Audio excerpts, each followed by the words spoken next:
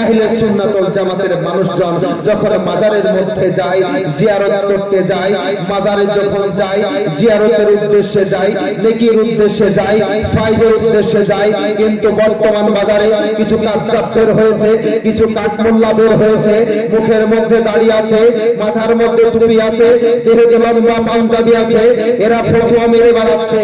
আহলে সুন্নাত ওয়াল জামাতের মানুষ এরা হলো মাজার পূজারী, এরা পীর পূজারী, এরা দরগা পূজারী, এরা আস্তানা পূজারী। খোদার কসম করে বলি, আহলে সুন্নাত ওয়াল জামাতের মানুষ এরা পীর পূজারী নয়, দরগা পূজারী নয়, আস্তানা পূজারী নয়, শায়েখ পূজারী নয়। এরা হলো আল্লাহওয়ালা, আশিকে রাসূল। এরা মাজার যায়, পীরের দরবার যায়, তো জিয়ারতের উদ্দেশ্যে যায়। জোরে বলেন সুবহান। আল্লাহু আকবার, নারায়ে তাকবীর, আল্লাহু আকবার, নারায়ে রিসালাত, ইয়া রাসূলুল্লাহ, আসলাকে আলা হযরত, জিন্দাবাদ, নারায়ে তাকবীর, আল্লাহু আকবার, পীর কা দামান नहीं छोड़ेंगे, नबी का दामन नहीं छोड़ेंगे, नाराये ताकबीर, अल्लाहु अकबर। प्यारे मुसलमान, সমাজে দেখবেন নেট খুললেই কত ভিডিও নেবেন, দেখতে পাওয়া যায় না? নেট খুললেই এরকম হাজার হাজার ভিডিও আমাদের সম্মুখে আসে।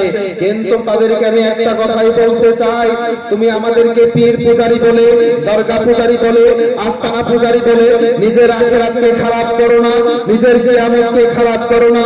কেন?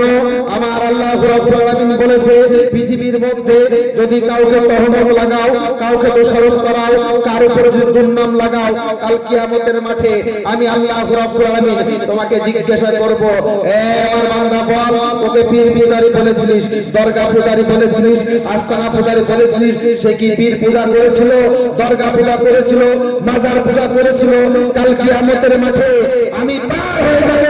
কিন্তু আজকে আমাকে পৃথিবীতে যে আস্তানা পূজারী বলেছে, মাজার পূজারী বলেছে, দরগা পূজারী বলেছে, খোদার কসম করে বলি, আল্লাহর বিচারে সে ধরা পড়ে যাবে। জোরে বলেন সুবহানাল্লাহ। কি হয়ে যাবে? ধরা পড়ে যাবে। ধরা না, এ মুসলমান, না না না, আমরা পীরের পূজা করি না, আমরা কি করি? আমরা জিয়ারত করি, জিয়ারত। দেখবেন আরেকটা উদাহরণ দেয়, কি রকম বলছে, হিন্দুদের বাবা আছে, হিন্দুদের মা আছে, আর মুসলমানের বাবা আছে। বলছে ওদের মন্দির আছে, এদের মাজার আছে। ওরা মন্দিরে যে প্রসাদ খায়, এরা মাজারে গিয়ে সিন্নি খায়।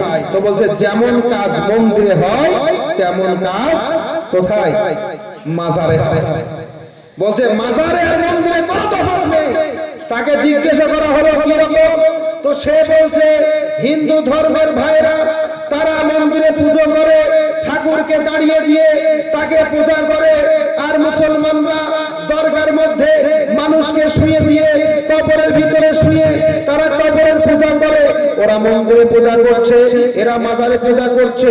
ওরা মন্দিরে প্রসাদ খাচ্ছে, এরা মাজারে সিন্নি খাচ্ছে। ওরা হলো মন্দির পূজারী, এরা হলো মাজার পূজারী। ওদের মধ্যে এদের মধ্যে কোনো তফাৎ নেই। আমি তাদেরকে বলতে চাই, কাঠমোল্লাদেরকে বলতে চাই, শোনো, ঠিক আছে, তোমার হিসাবে মন্দির আর মাজার যদি দুইটাই এক হয়, মাজার উপলক্ষে, আচ্ছা যাক, মাশাআল্লাহ। প্রিয় মুসলমান, আমি তাদেরকে বলতে চাই, তোমার নজরে যদি মন্দির আর মাজার দুইটাই যদি সমান হয়, দুইটাই যদি তোমাকে এক লাগে, আমি তোমাকে তাহলে বলতে চাই, তোমার বোনের মাথায় লম্বা লম্বা চুল, তোমার বইয়ের মাথায় কি লম্বা লম্বা চুল, তোমার বইয়ের কাছে যা আছে, তোমার বোনের কাছে তাই আছে।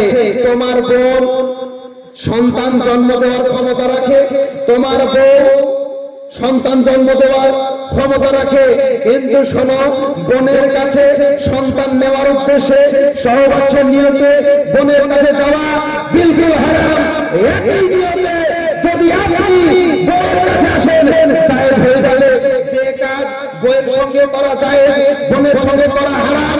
তো প্যারে মুসলমান, এক্সাম্পল এরকম, যেমন মন্দির আর মসজিদ বলছে, মন্দিরে আর মসজিদে যতটা পার্থক্য আছে, ঠিক সেরকম পার্থক্য তোমার বোনের মধ্যে আর বইয়ের মধ্যে যতটা পার্থক্য আছে, ততটা পার্থক্য মন্দিরের মাজার আছে। জোরে বলেন সুবহানাল্লাহ।